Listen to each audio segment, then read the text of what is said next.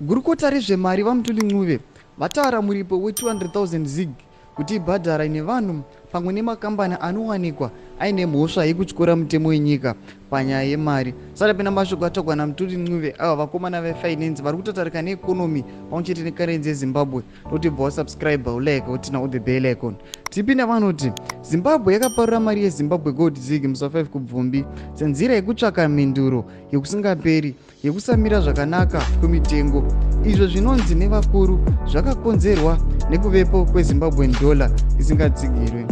Angori pasi pemavhiki maviri mushure mekutangwa kwemari yezig, mutengo wekuchinjana pamusika wakafanana yakadzikira ne19.7 uye nepamusoro pe40% yekutenga kweGreenback. Vachitarisa zvikonzero zviri kukonzeresa aiwa kudzikira kwemutengo, zviremera zvakatsunga kupomera vatengesi vemusika ava yakafanana uye vakadaidzira kuti zviome kumisa kutengeserana kusiri pamutemo.